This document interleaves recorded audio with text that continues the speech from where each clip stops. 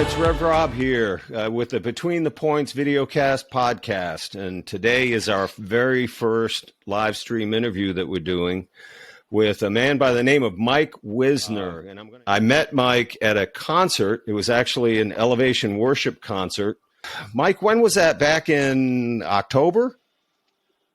October, November, somewhere in that ballpark. So a couple of days ago, and my wife and I are sitting there real innocent like, and where we sat, you know, we're traditionally early when we get to places. So we're just sitting there talking amongst ourselves and watching the goings on, people filtering in. And the next thing you know, there's this guy with his hand out saying, "Hi, my name's Mike." And the next thing we knew, Mike said the words, "It's real."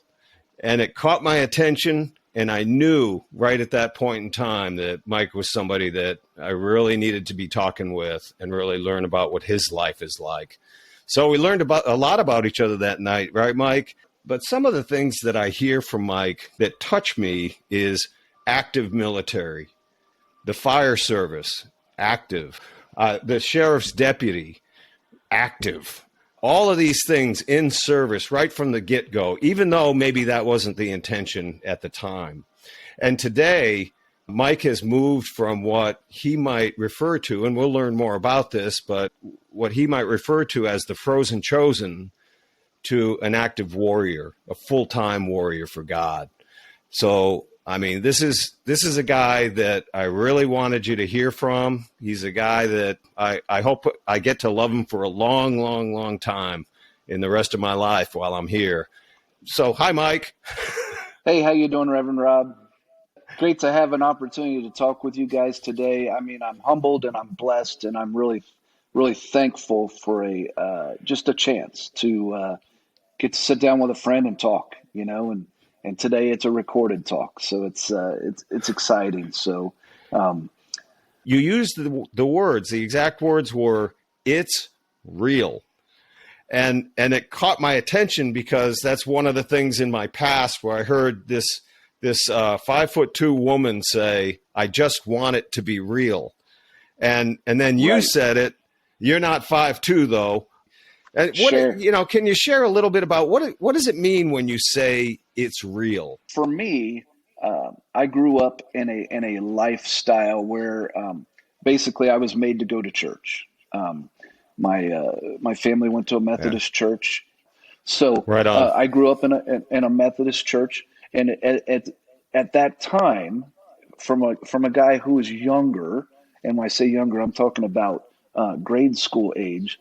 I was made to go to church because my mom, who's a praying mama, thank God for praying mamas, was saying, "Hey, I want this for you, and you're at the age where you can't make the decision right now on your own, or maybe I'm, you know, the immaturity level that was there. Not that people can't, because they can. I just was Right. very immature in the sense of all I cared about was sports and social life. And I didn't care which order they were, but those were the most important things in my life. So Sounds normal to me. yeah, it was my life, you know. And so Right. I stressed that you don't have to live my life to still have a important role. So I would encourage you to take the good and leave the bad. So, and today we're going to talk about some of those things that are probably what we would consider not a direction to roll. So we'll be okay with that. But I'm doing that because I want to tell you this is who I was, and now this is who I am. And that transformation was a Perfect. real transformation. And I couldn't know at 8-year-old Mike what 50-year-old Mike knows now. There's no possible way to. And so as it would be, in that age of the youth there, I was in a sense forced to go to church, because without going to church, I couldn't play sports or have a social life. When I talk about the frozen chosen, I was somebody who went to church and by all means on the outside would probably have been considered a Christian. Right. But there was nothing that took place in me other than walking in the doors of the church, which I understand the church is important and I believe the church is important, but now I also believe we are the church and we're on the move. And we don't have to be just inside a Yeah. building. We could be at this location or that location. And if we're there and we invite God into our situation, that's our church. So that's where we're at. By the time I got to high school and things were going on there, social life was very important to me. Yeah. Sports was important to me again. So again, I'm still going to church, but there's no, I don't even really, to be honest with you, the realness. I never, even when I said a prayer, I never expected that it was actually going anywhere. I couldn't understand this God who was out there who really even cared about me, And so Right. if Right. that's the case, when you're saying a prayer, who are you really praying to? You know, Right. um, Going through the motions. that's all it was. Yeah. Exactly. Exactly. Yeah. And so I know there the again, feeling. I put my mom through a lot. Boy, oh boy, the prayers that she had to be praying to keep me, there's an option here. Keep me alive and not in jail. Let's keep it that way. And I ended up going into the military, and I spent almost 5 years as a military policeman in the airborne, and I was stationed there at Fort Bragg, North Carolina, and stationed in a unit there where basically I was an airborne military policeman who was, in a sense, a glorified grunt's what we call it.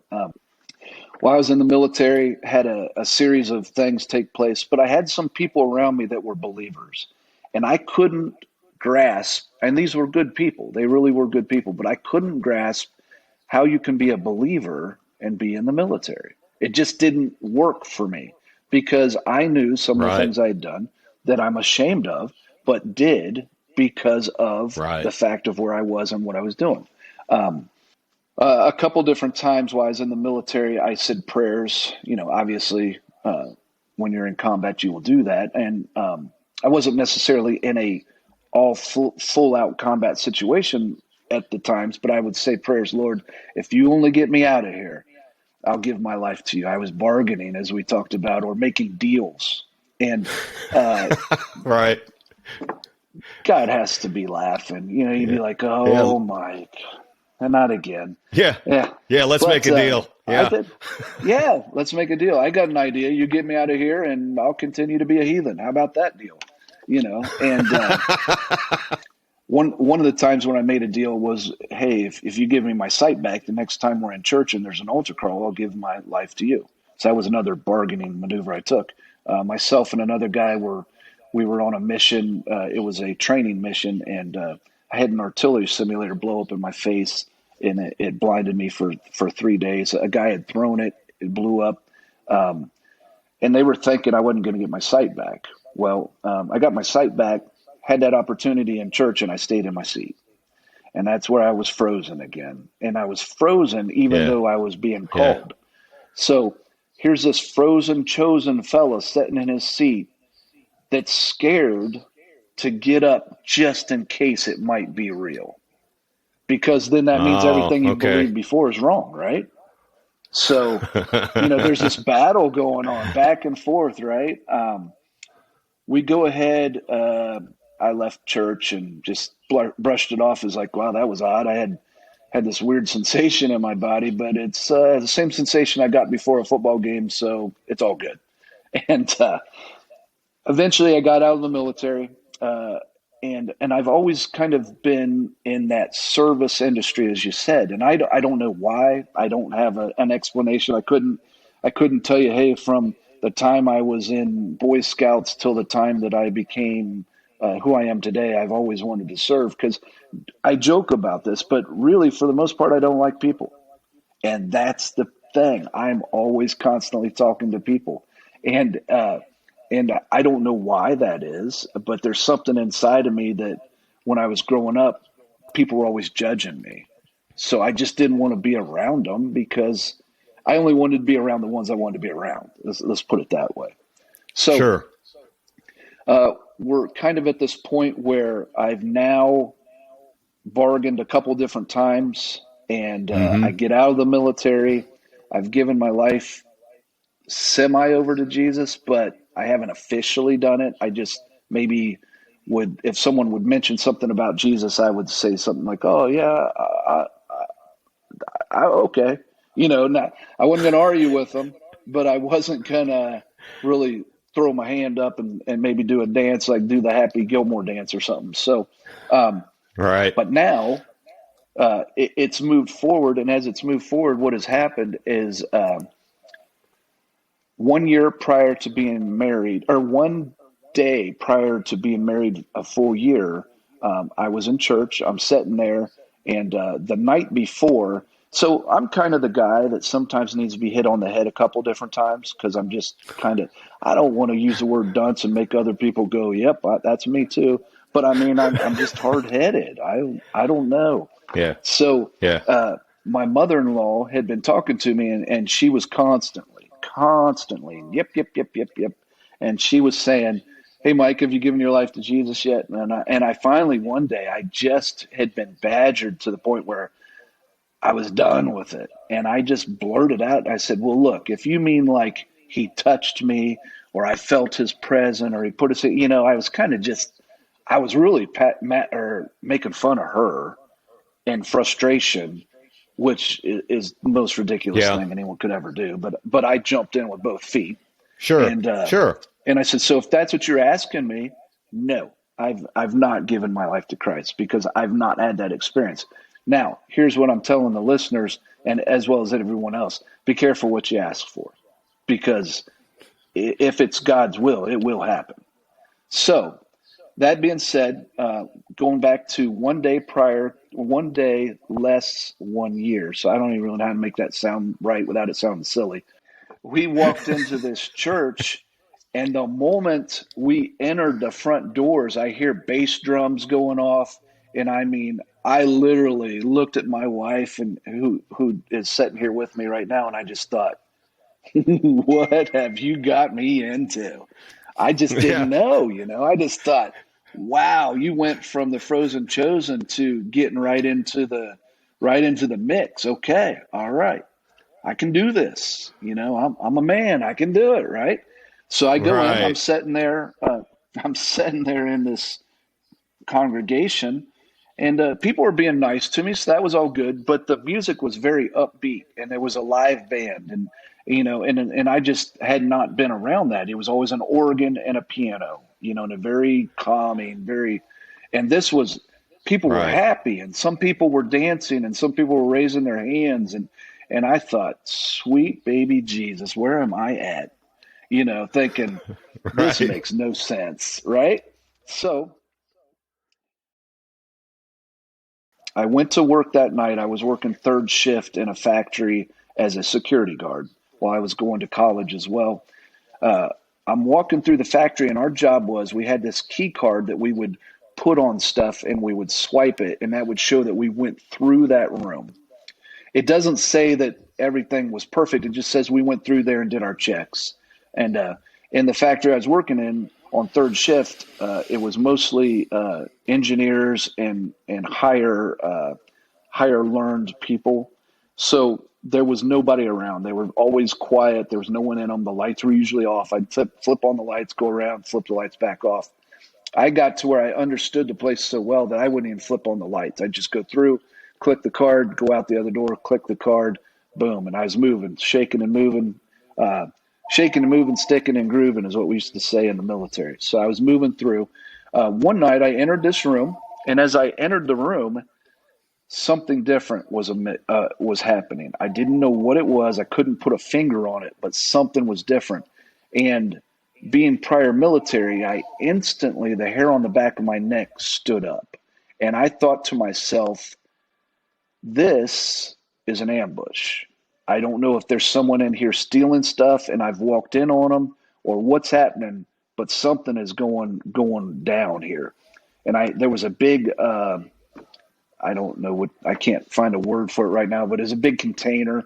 I got up beside it, and I knelt down on one knee, and I said to myself, I was just having this conversation with myself, and I said, Jesus, what is that? But the moment I said the word Jesus, the hair on my arm stood up everywhere.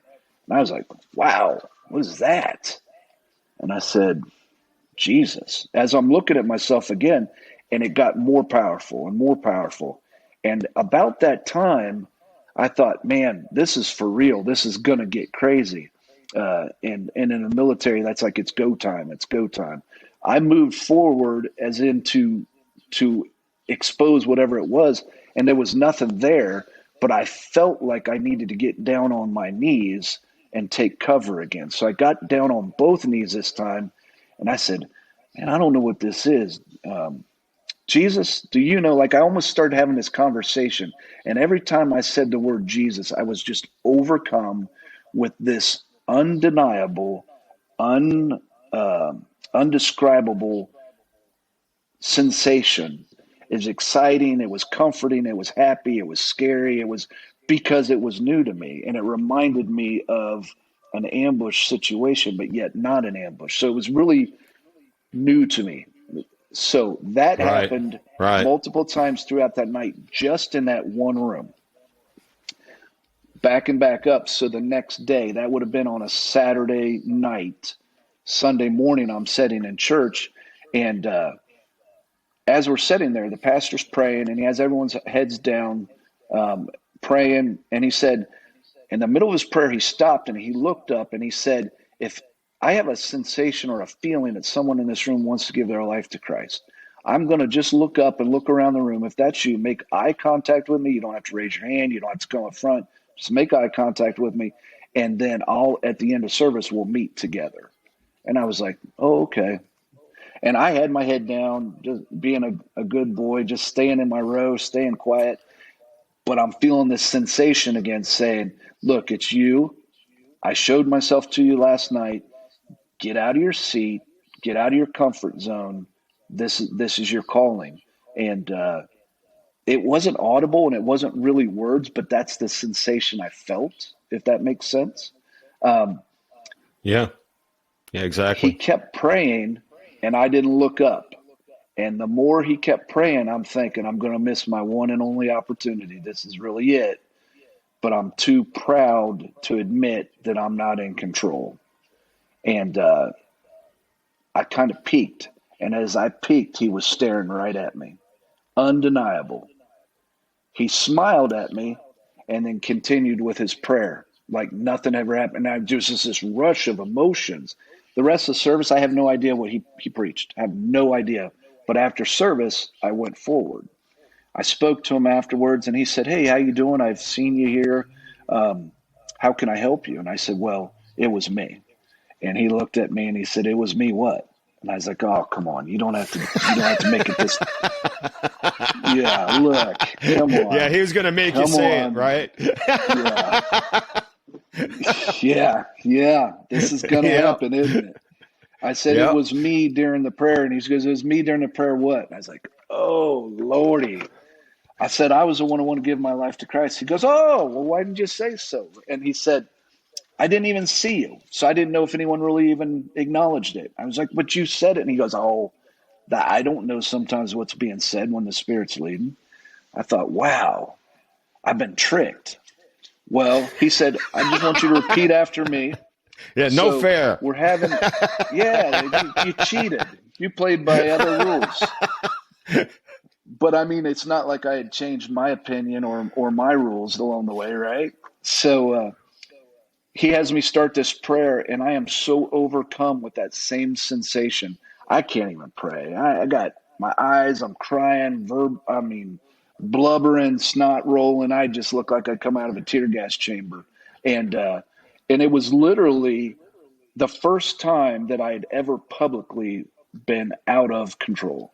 And it was kind of freeing in a way because I didn't care. Well, I did care a little, but it didn't matter because I couldn't stop. So that's how that went. And I was 25 then. I gave my life to Christ then. Now, fast forward a little bit. I didn't live my life for Christ during that time because I didn't really understand what it meant. I just knew that I had a relationship with Christ. And so basically, I was a really good Sunday Christian. And throughout the week, I kind of did my own thing.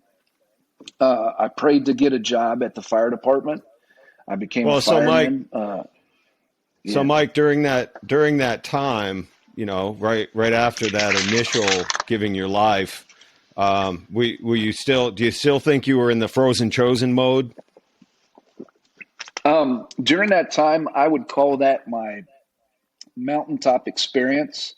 I was super happy, super wound up for Jesus. I couldn't read enough books. I couldn't read enough, or listen to enough music. I was just on fire, but I was on fire on Sundays. Does I that got make you. Okay. sense?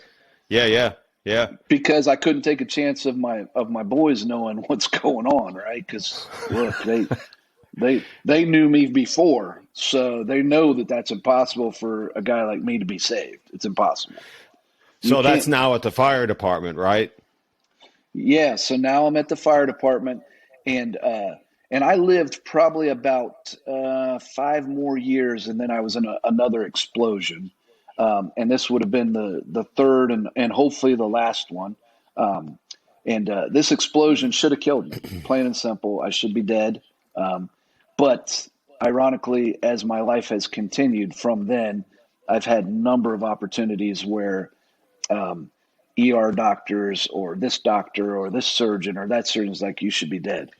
So the explosion, the magnitude of the explosion, just a real quick study in this is a gallon of gasoline is equivalent to about 7 sticks of dynamite. I had 3.5 gallons of gasoline blow up 3 feet away from me, and I was just wearing my work shirt and my pants. I didn't have my gear on. We had gone on the smell of gas, and we took shortcuts, and the shortcuts ended up, in a sense, getting us blown up. Um, you just get complacent.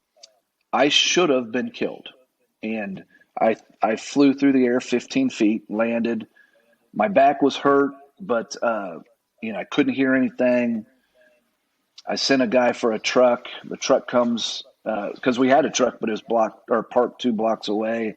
Um, he was thrown through. My assistant chief was hurt. The lady that was inside got third-degree burns because she was standing barefoot in this gasoline when it exploded. It was just a bad deal. It was at 2, 3 in the morning. Blew the siding off of the houses, buckled doors, huge mushroom cloud. The people that we had woke up in the other buildings checking for the gas said they knew someone was dead. There's no doubt somebody died there. When the squad got there and we were fighting the fire, they switched us out, put us in the squad.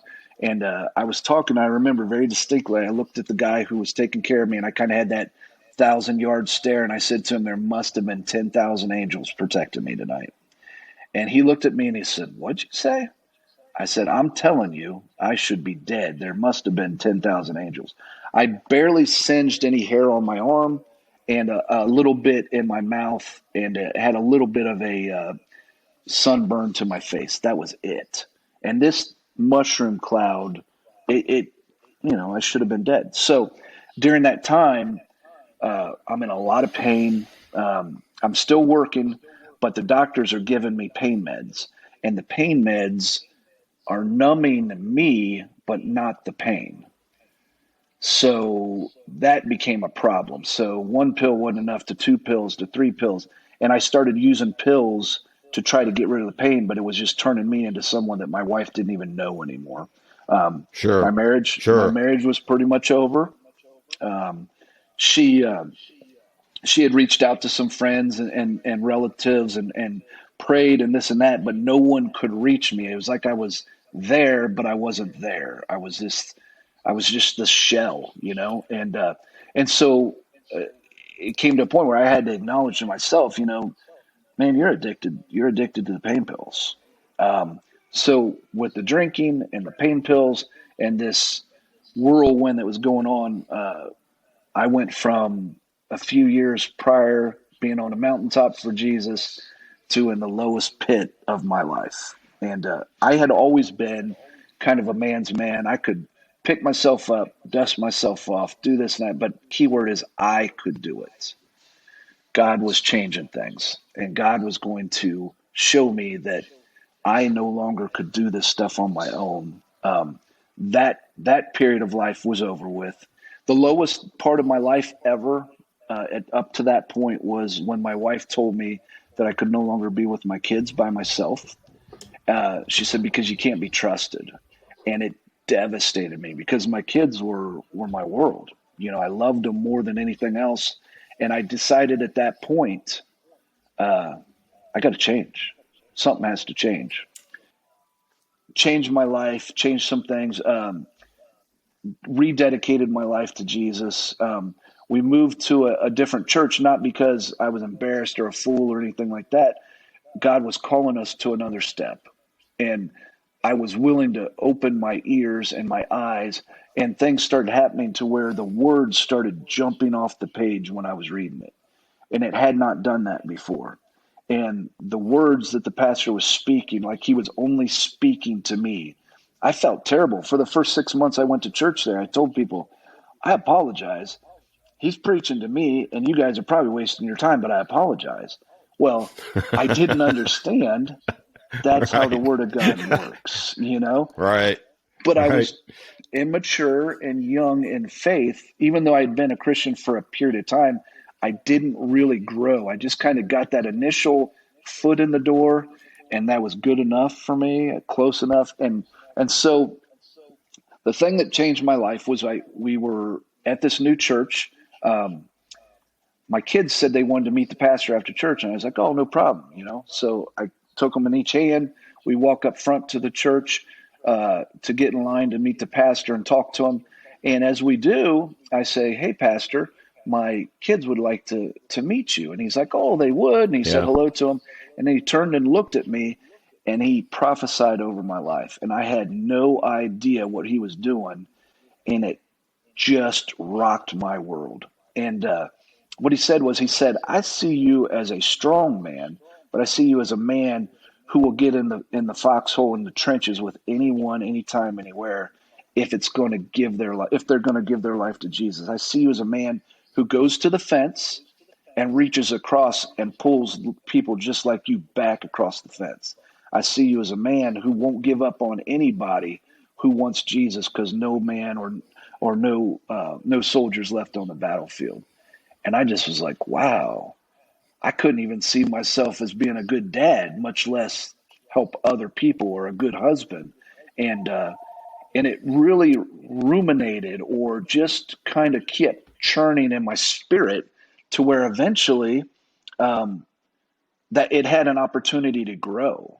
And as it grew into different things. Like I got the opportunity to start working with people who were dealing with addictions, get that call at 3 a.m. because they're at the bar again and they need a ride home. Just things like that, and having a conversation with them to where they understood, look, I'm talking to you as a man who's been there, not as someone who read a book. Now I'm Yeah.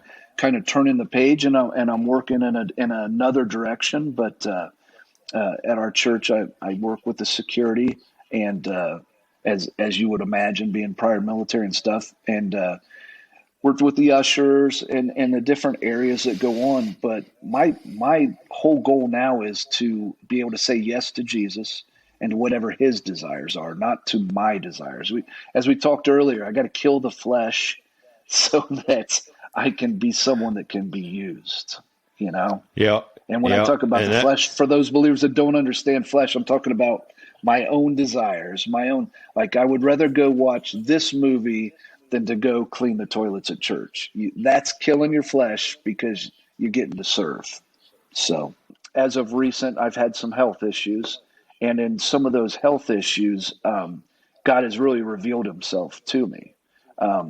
One of those things that he's revealed himself to me in is I have this thing that's called a wound vac.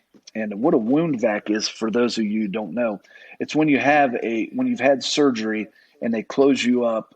It's where the skin doesn't really work or grow well together. I apologize, I have an itch on my nose there. hey, we talked They, about that. yeah, yeah, yeah. I know. I thought for sure Yeah. you were looking at me, Yeah. giving me the sign. Oh, you got that spot Yeah. there. Yeah. Uh, Nice try. yeah, excellent. Yes. But with this wound vac, what it does is it pulls the skin from the inside It helps it to grow, and you grow from the inside out instead of from the outside in. Because if you were to close the skin just at the outside, it would leave an empty hole.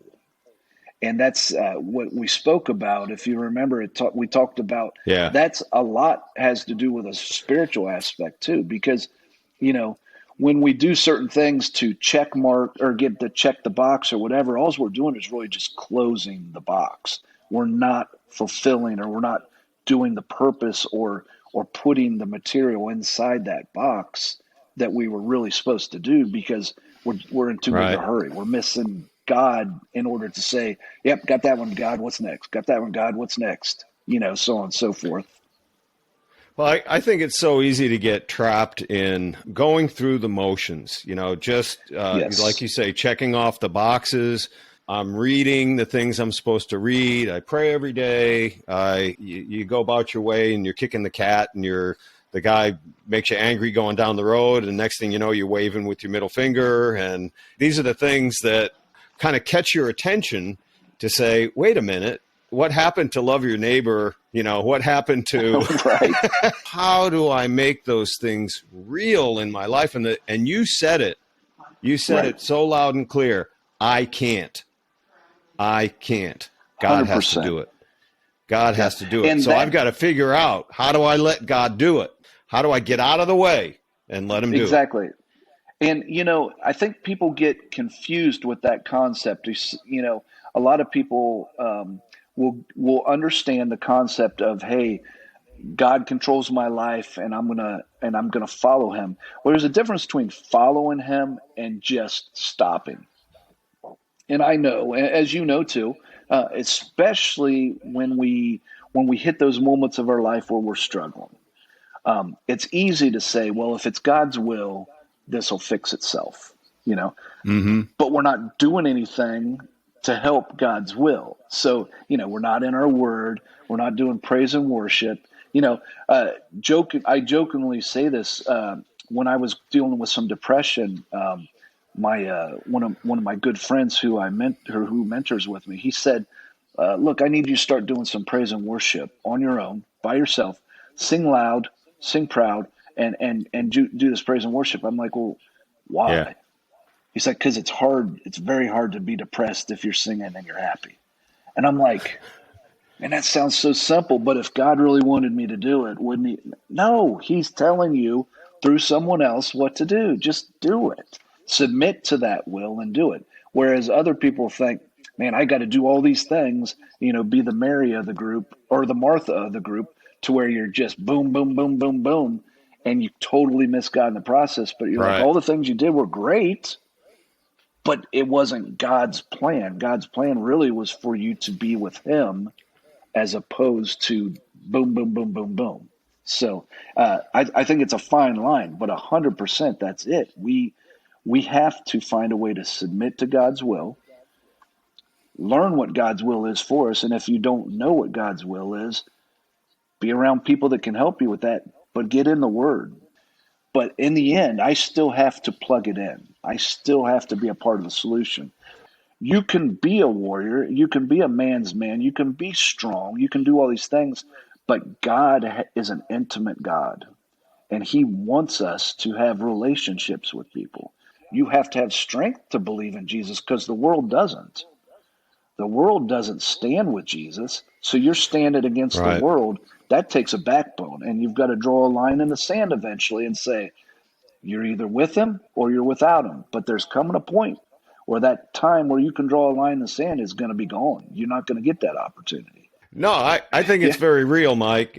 And I mean, part of what, part of what I think goes on is that when people make that move and they want to walk closer to God, it's like, okay, so I'm going to let people know that this is what's going on for me, but I'm not perfect. I'm still a human Right. being. I still have wants and desires. I still will mess up. It doesn't mean Yeah. automatically my temper goes away, or I'm the most patient person in the whole world, or it doesn't Oh, necessarily mean that. Over time, perhaps some of these things will soften and become part of your I life think that's if you continue to 100% it. work it, A you hundred know? percent what you're saying is 100%. So When I Right. finally got the understanding, I settled down, and I no longer had to tell people about Jesus because they could look at me, and if they never read the Bible, they could look at me and make a decision if they ever wanted to be like what I was doing. I told my kids, and I tell the guys in my group, if you're the only Bible anyone ever reads, are they going to become a Christian or not? Because that's true. Our actions do speak louder than words. And while I was in the firehouse and I'd finally understood that, where I was no longer going to be that guy that stirred the pot and did this and did that and carried on, um, people made it difficult. And I'm not going to tell people today it's going to be an easy ride, but I'm going to tell you it's worth it, 100% worth it. And I would do it again in a minute if that's what it took. When I was reading that, The Purpose Driven Life, we had gotten to different points of the book, and the book had actually, we were at a point where it said invite someone to church. And I went to the church that I went to. There was a lady who her husband was dying of cancer, and he kept falling out of Mm-hmm. bed. She would call me on the phone, and she started calling me on my personal cell phone instead of the fire department's line because every time she didn't want the squad coming. So I was at home, the phone rang, she needed help. My wife said, hey, go help her get her husband back in bed, and while you're there, invite her to church. And I was like, I'm not doing that. That's silly. She'll laugh at me. I know that's what the book says, but I'm not there yet. One of those things. I'm not there yet. That's a great expression. Yeah. Yeah. So I go over, I help. She thanks me. She gives me a hug. I leave. I got back, and my wife was on the phone with the lady. And my wife said, did you invite her to church? And I said, no, I didn't invite her to church. You know I didn't invite her to church. I told you I wasn't going to do it. She goes, hey, Mike wants to talk to you. He has a couple of things he wanted to ask you, and hands the phone to me. So there I Nice. am. Yeah, there's my wife. She knows what it takes. So there I am. I'm on the phone. I said, hey, you want to go to church? She goes, oh, I'd love to. Where do you go to church? And I told her, and she goes, I can't go to church there. I went, what? I'm the one that invited you. What do you mean you can't go to church there? And she's like, oh, my family helped start that church, and they left for some reason. I don't know what it is, but I can't go to church there. I'm like, are you kidding me? I just invited you. And I thought about it, and I was like, hey, I know where there's another church. I got a friend that went there. I saw his life changed. I saw the evidence of a life changed. We'll Yeah. give it a try. Went to that church. She went one time, and she never came back, and I never left. God has ways of getting you Yeah. where you need to be, and he'll take you on that journey however it needs to happen. And that was the push I needed to move to the next. I don't want to say level, because it would make someone believe that churches have levels. It's not that. Well, but I do want to make sure we have just Certainly. a few minutes to talk about it's the Young Warriors, the group that I think you and your brother maybe formed of young Yeah, men coming together with real yes. questions. Yeah. So there's a small group that God had put on my heart. I'd had open heart surgery, and I was sitting around one day just asking God, what is your plan for me? I don't know really what the plan is. And he said, I want you to start mentoring the young men. And so I didn't know really what that meant, but I knew some young men. So I reached out, and we formed a small group. There's only like 13 young men in it. And the ages are from 21 to really my brother's older than I am. He's 52. So there's a guy in it that I'm really good brother. He's in his 40s, and the rest of them are 21 to about 38 probably. So what we do is we just talk. We just keep things real. So I'm real. I'm married. I have 2 kids. They're in the group. One of them's married, and one of them's in college getting ready to get married. And one has kids, one doesn't have kids. There's just a lot of dynamics that, as I was growing up in my youth, I just never really got that. I didn't understand, getting married and living with a woman instead of just a one night stand. I just didn't understand that concept. So it was very tough as I went through these channels. So now what we do is we minister to them and we talk it out, you know. There's been guys in there that are in the process of trying to have kids and haven't been able to. There's guys in there who have been dealing with job issues that people on the job are just world class heathens. I said, "Oh, I was one of those. Let me tell you about this." You know, when I would say this, I Yeah. said this because I wanted you to feel my pain too, because you didn't know I was in pain because I always acted like I was happy, but I was really hurting inside. So this guy's hurting. What you need to do is find a way to talk to him one on one and see if the door opens. If the door opens, walk through it. If the door stays closed, don't walk through it. But, you know, there's an opportunity there. See it like that. How about this? You know, every person who's a boss has been put there by the authority of God. Doesn't mean they're a great boss, but all leadership's been put there by God, right? So we try to talk to them about things that Right. are real world, real sense, real talk, no fluff, and we just love on each other. You know, if someone's having a bad day, they put it in the message. Hey, could I get some prayer? Here's what I'm dealing with. Another young man left being a firefighter to be a police officer. You know, that's a big step, especially when police officers are hated right now. So there's a lot going on, a large amount of dynamics, but we just share our stories. We share real life stuff. We share songs. You know, it's simple. You get on YouTube, you pull a song, and then you send it to the group with a little message. Hey, I was listening to this today, and it touched me in this way.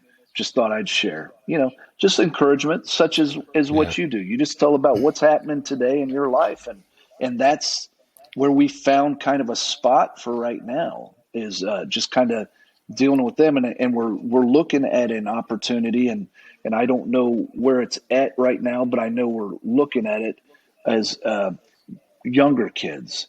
So you're experiencing it with the young warriors, and others Right, potentially. That's which sounds great. I think when I was young, I didn't want to get in trouble. There was this notion I don't want to get in trouble for the things I'm right, doing, the things I'm thinking, the things I'm saying when I'm not around mom and dad or not in church or not, you know.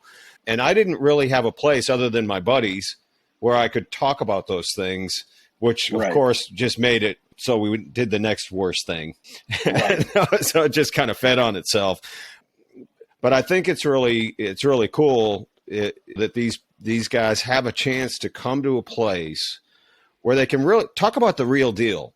But I think there's precious few places that people can go to where they can Yeah, really say what's going on without fear of I'm going to be kicked out of the group or I'm going to be exactly. chastised or I'm going to get in trouble as a young kid, grounded or beat up by mom or dad or Right. whatever it might be. Sure, um, sure.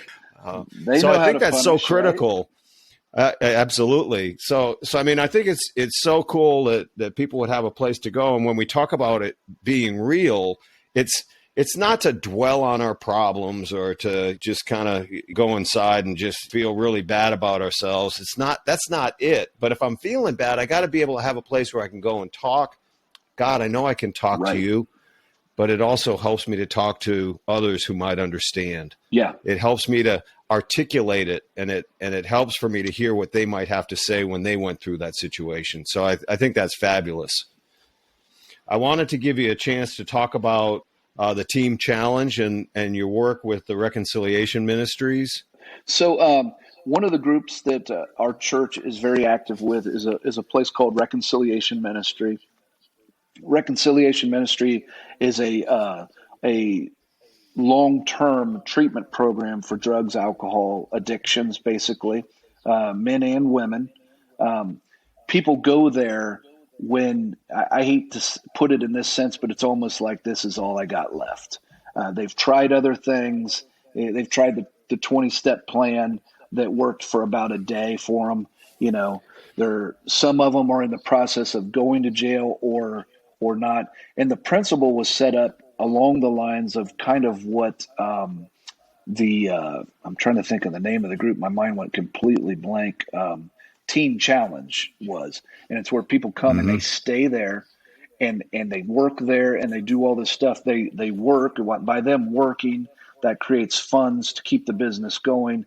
Because in a sense, the business or the nonprofit, what it does is it takes care of their shelter, their food, their clothing, every need of their life, their, doctors, all that stuff based on where they're at when they get there. Right. And in long term, I think it's at least 6 months program, and it's based on the Word of God and faith. And so after you're done with the initial coming off of your drug, the process is you're spending time in the Word, you're spending time with other brothers who are praying with you, and eventually you get the opportunity to start working. As you go through the working, you have different jobs there. They have cooks, they have people in the outreach, they have people that work with the coffee industry and just different things. I don't have all the details to it, but that's Reconciliation Ministry, and that's down in South Carolina. I believe it's Columbia, South Carolina. And basically, it's a program where we have seen great success with. Have a dear brother that's down there helping run it there. We're just really proud of that. And because we've seen results. There's a lot of places Right. that you can go and the results are great for about a month or two or so. And this has been, people have gone on from this to want to stay and still serve other people like they were served, or go on to the ministry and different things. So it's really, and we have a number of success stories that have gone down there that. And so you were going to go in, I think, to Christ Our King Church. Is that where you're going to go next, or? Yeah. So the last one I was going to talk about, there's several of them, but these two are the two that it's Christ Our King Church International Missions. And that one very specifically we're doing in a place called Burundi, Africa. And a real quick story about them is we came into a relationship with a pastor there by the name of Pastor Alexis. And he was doing a church. He had to go up a mountain, or I'll say a mountain. I've never been there. It's described to me as a mountain that they go up and they would have church on this mountain. And their church was just, very small, not much to it. It didn't have any walls to speak of. It was just very primitive. Had a huge, massive flood come through. There was a mudslide that took place. No one in his congregation, I believe, was injured, but the area around him was very, the population was mostly Muslim, and all kinds of people were killed. All kinds of people were crushed. Some of the pictures that they sent of young people stuck in the mud, and it was just devastating. Pastor Alexis had reached out to our pastor, and he said, "Hey, what do I do? I mean, I have these people everywhere that are in need, And pastor was like, "Well, Right. what do you need?" He said, "Well, we need food." And he said, "Well, it's on its way then." They sent just, I don't know how to explain it, bags and bags of rice and fluid and water, Basically, what they decided was they were going to bag this stuff up and they were going to pass it out. And they were going to pass it out to the whole community, anyone that was around there, and kept doing that. Well, these people, they basically, I'm kind of reading my notes here. They basically came back to Pastor Alexis and said to him, "Who is your God?" And, he was kind of taken back for a second because the Muslims are now asking him, "Who is your God?" And he said, and they would go on to say that he would feed us. So maybe now this is, this negative thing has turned to a good thing. Well, it's turned to a point where these Muslims started asking the question, now have given their life to Christ. It went from one church to now 3 churches. His church, the way the government was set up, they could no longer have people without walls, so they had to build walls. They had to carry all the cement up the hill or the mountain and all this stuff. Then they had to have a roof. Then they had to have a water cistern. Then they had to have electric. And all these things that were never an issue before, but now that all these people are coming, I don't know if it was based on numbers or what, and there are unbelievable amount of people who from a mudslide who were Muslim gave their life to Christ because they said, who is your God that he would feed us? And the story is beans and rice is what's going to Yeah. change your life, because it Yeah. was a simple gesture.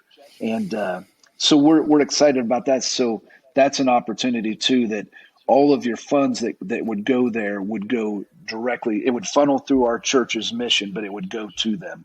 And that's one that we're really working hard to try to make sure that it has an opportunity to succeed. What I've been hearing, over and over again since the night at the concert is an expression, we're not waiting on the move of God.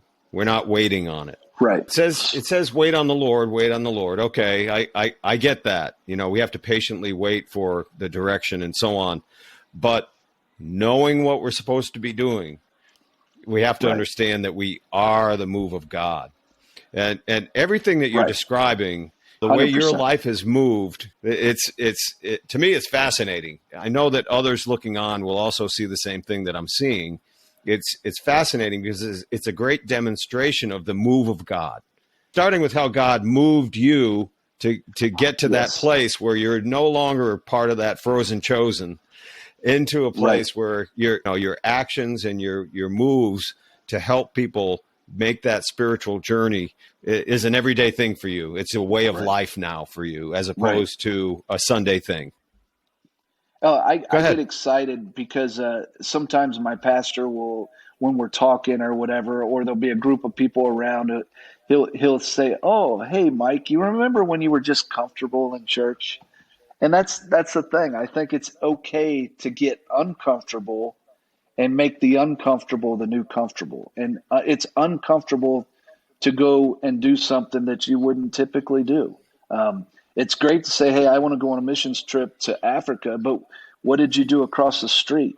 Did you go help that lady with her, here it snows. It snows feet of snow. Did you go help with the yard, or did you help with the shoveling the snow? Right. But you want to go run off to wherever. So I would encourage anybody that has a desire to serve in any way. And we're just saying this is a life experience, and it's here for the offering. It's here for the taking.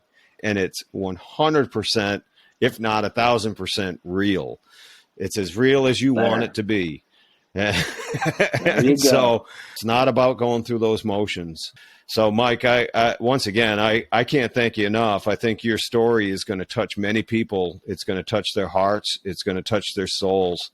And, so I deeply appreciate it, the time that you've taken with me to get ready for this, as well as the time you took at the concert, to tell a little bit of your story and have a few laughs and shed a few tears together. I joke around. God has a sense of humor because he chose us, right?